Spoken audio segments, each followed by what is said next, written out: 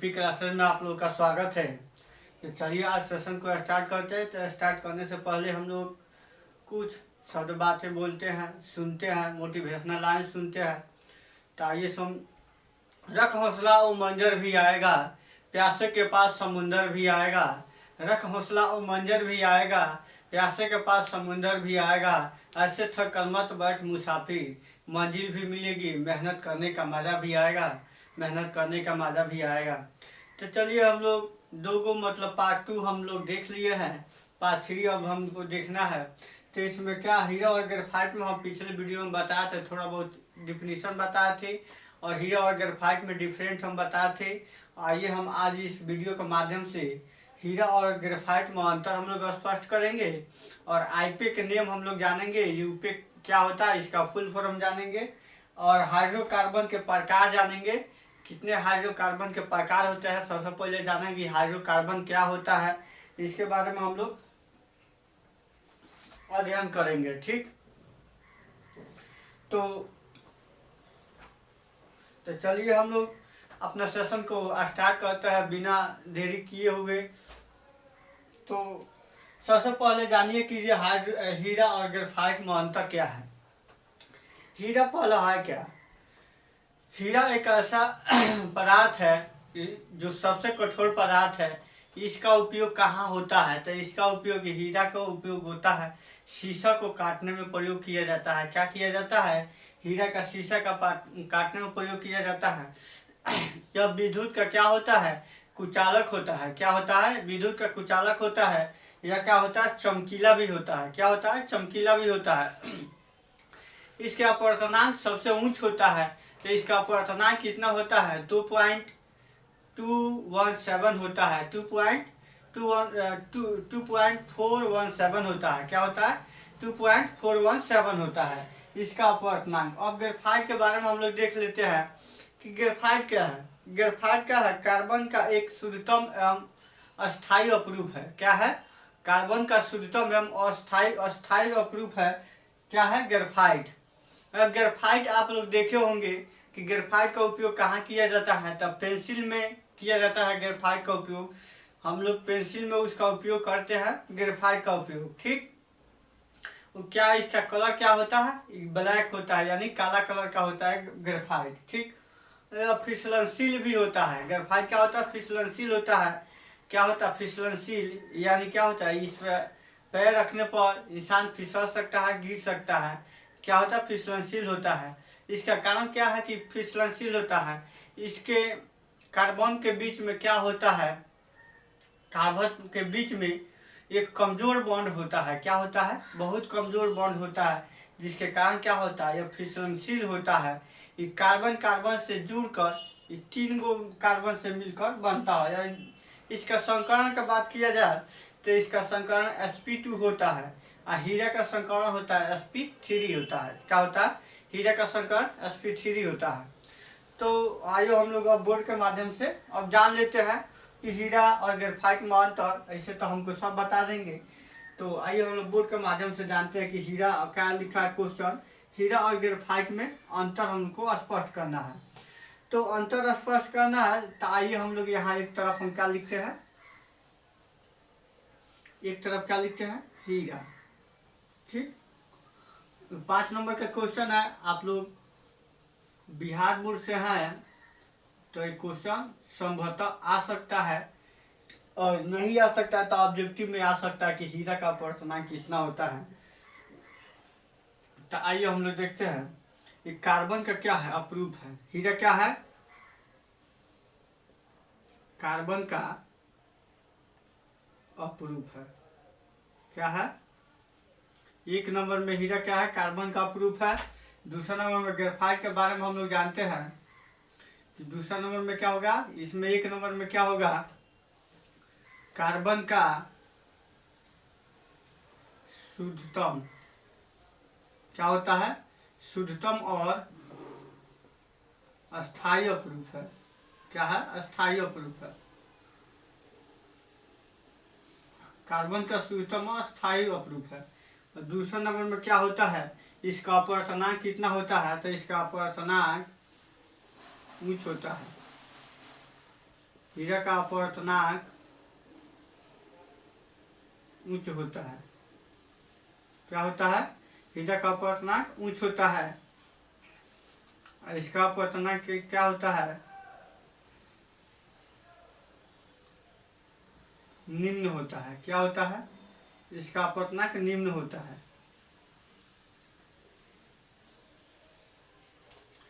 तीसरा नंबर में लिखेंगे विद्युत का कुचालक होता है। विद्युत का कुचालक होता है। इसमें लिखेंगे विद्युत का सुचालक। क्या लिखेंगे? विद्युत का सुचालक होता है। क्या होता है?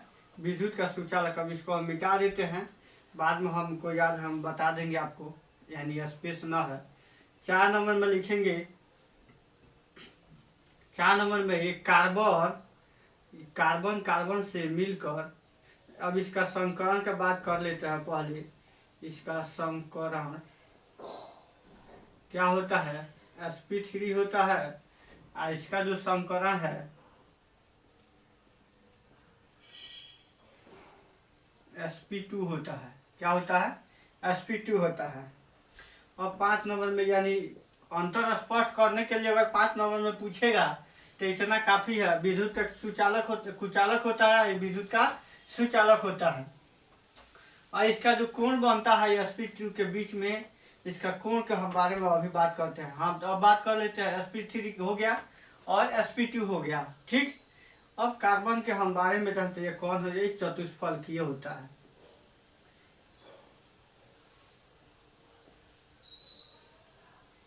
चतुष्फलकीय होता है। क्या होता है? ये चतुष्फलकीय होता है। 5 नंबर में ये क्या होता है? षष्ठ फलकीय होता है। क्या होता है? ये षष्ठ फलकीय होता है। क्या होता है? चतुष्फलकीय होता है। इसके बीच का जो एंगल होता है, इसके बीच का जो कोण होता है, देखिए,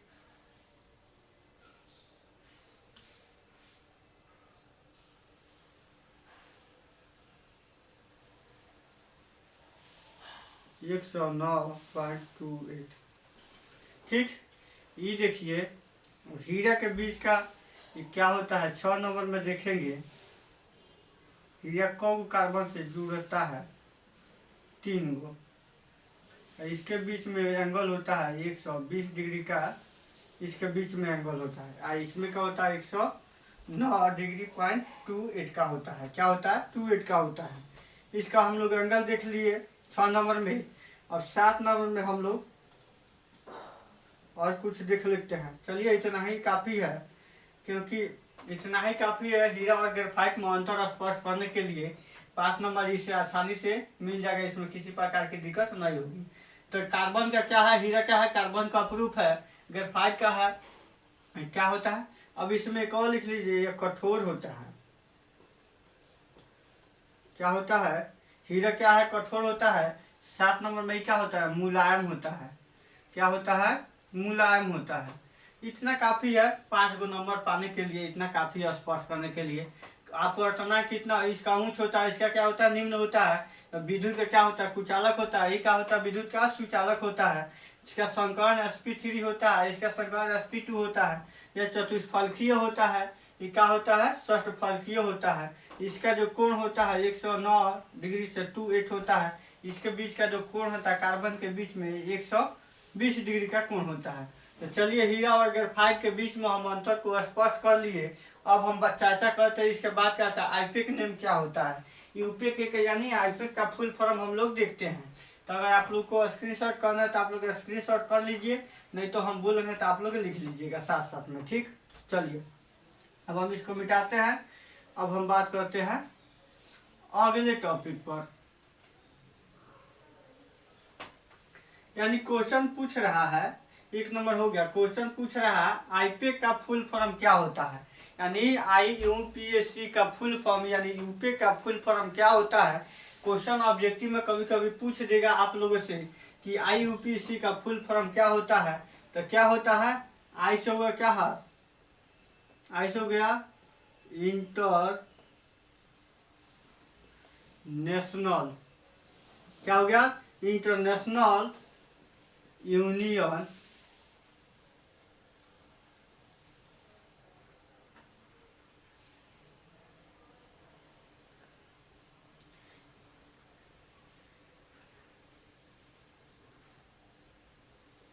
इंटरनेशनल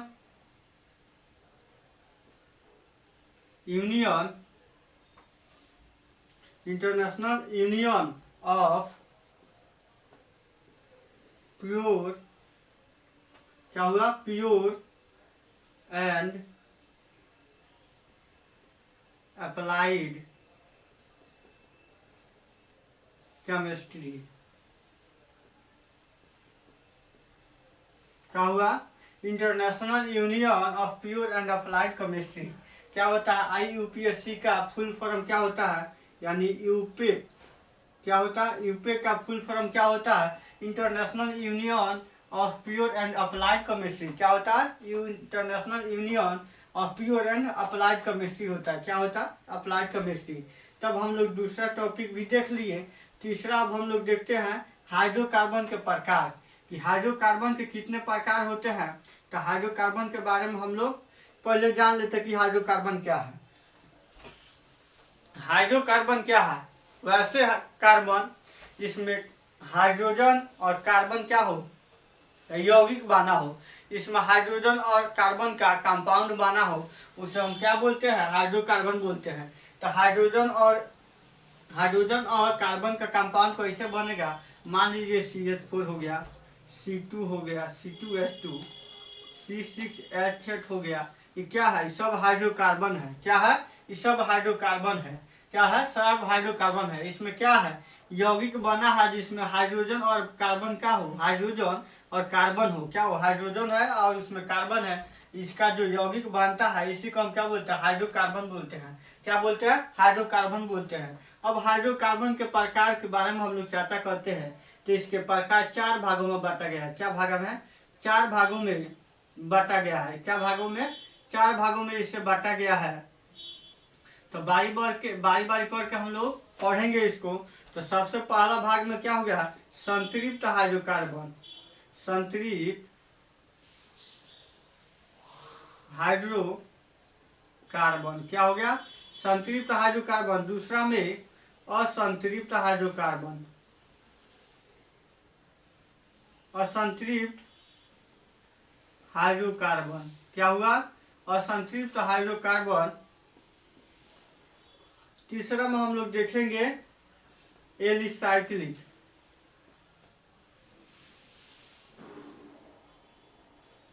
एलिसाइक्लिक हाइड्रोकार्बन, क्या हुआ, एलिसाइक्लिक हाइड्रोकार्बन। और चौथा में हम लोग देखेंगे एरोमेटिक, एरोमेटिक हाइड्रोकार्बन, क्या हुआ, एरोमेटिक हाइड्रोकार्बन। यानी कार्बन, हाइड्रोकार्बन के कितने प्रकार होते हैं, तो 4 प्रकार होते हैं। इसे 4 भागों में बांटा गया है। एक संतृप्त हाइड्रोकार्बन, असंतृप्त हाइड्रोकार्बन, एलिसाइक्लिक हाइड्रोकार्बन और एरोमेटिक हाइड्रोकार्बन।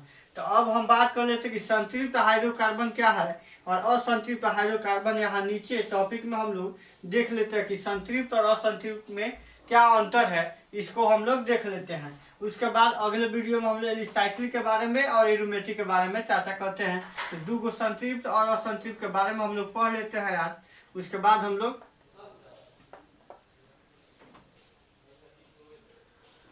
अब यहाँ हम लोग देखते हैं संतृप्त और असंतृप्त।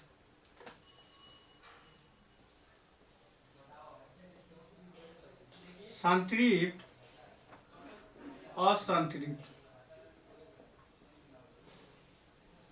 अंतर भी देख लेते हैं, इससे और स्पष्ट हो जाएगा। संतृप्त हाइड्रोकार्बन और असंतृप्त हाइड्रोकार्बन, इसको हम क्या बोलते हैं, इसको हम एक और इसका नाम है, इसको पैराफिन भी बोलते हैं। क्या बोलते हैं, पैराफिन भी बोलते हैं। इसको क्या बोलते हैं हम लोग, पैराफिन भी बोलते हैं। काहे इसको पैराफिन बोलते हैं, ये जो इसमें बॉन्ड होता है, इसमें सिंगल बॉन्ड होता है, कार्बन कार्बन से जुड़कर क्या बनाता है, ये 4 गो कार्बन मानी कार्बन कार्बन से जुड़कर सिंगल सिंगल बॉन्ड बनाता है। जैसे इसका एग्जाम्पल अगर बात किया जाए तो मेथेन हो जाएगा। क्या बनाएगा कि क्या हो जाएगा, मेथेन हो जाएगा। संतृप्त का मतलब क्या होगा, यानी पूर्ण रूप से उसका बॉन्ड होता है कार्बन को 4 गो, तो 4 गो बॉन्ड क्या होता है, एक कार्बन से मिलकर 4 गो बॉन्ड बनाता है। क्या बनाता है, 4 गो बॉन्ड बनाता है, इसलिए इसको पैराफिन बोलते हैं। ये बहुत कम क्रियाशील होता है। क्या होता है, कम क्रियाशील होता है।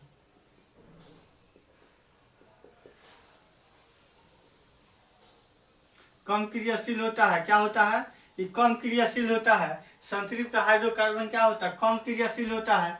अब इसके बारे में हम लोग देख लेते हैं इसका एग्जाम्पल में सबसे पहले क्या हो जाएगा, मेथेन हो जाएगा। तो मेथेन यानी CH4 क्या हो जाएगा, CH4। अब इसका सूत्र क्या होता है, कार्बन कार्बन के बीच में सिंगल सिंगल बॉन्ड बनता है। क्या होता है, मेथेन क्या हो गया,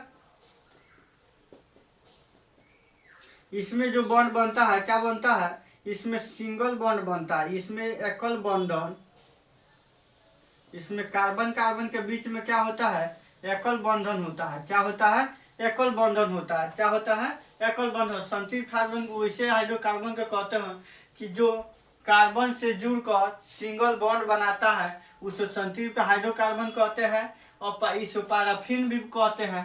पैराफिन इसलिए कहा जाता है क्योंकि ये कम क्रियाशील होता है। क्या होता है, संतृप्त हाइड्रोकार्बन बहुत कम क्रियाशील होता है। अब इसका एग्जाम्पल हम देखेंगे तो CH4 हो जाएगा, यानी मेथेन। यहाँ देखेंगे कि कार्बन कार्बन से मिलकर क्या बनाता है, 4 गो बॉन्ड बना रहा है, कार्बन बॉन्ड बना रहा है। ठीक, एकल बंधन इसमें होता है। अब इसमें हम लोग देख लेते हैं इसका सूत्र क्या होता है, इसका रासायनिक सूत्र क्या होता है, यानी इसका सूत्र क्या होता है। तो इसका सूत्र हम बनाते हैं CnH2n+2। क्या होता है, CnH2n+2। इसमें का जो सूत्र होता है CnH2n+2 होता है। क्या होता है, CnH2n+2। यानी संतृप्त हाइड्रोकार्बन के बारे में हम लोग देख लिए। अब असंतृप्त हाइड्रोकार्बन के बारे में हम लोग देख लेते हैं। असंतृप्त हाइड्रोकार्बन वैसे हाइड्रोकार्बन को कहते हैं कि जो डबल बॉन्ड और ट्रिपल बॉन्ड बनाता है, यानी जो संतृप्त हाइड्रोकार्बन नहीं होता है उस असंतृप्त हाइड्रोकार्बन कहते हैं। इसमें तो सिंगल बॉन्ड मिलेगा, इसमें क्या बनेगा, डबल और ट्रिपल बॉन्ड मिलेगा। यह अधिक क्रियाशील होता है। क्या होता है, अधिक क्रियाशील होता है। तो इसमें जो डबल बॉन्ड में मिलेगा तो उसमें एल्कीन आ जाएगा और उसके ट्रिपल बॉन्ड में एल्काइन आ जाएगा। तो आइए हम लोग देख लेते हैं क्या होता है, ये बहुत अधिक क्रियाशील होता है।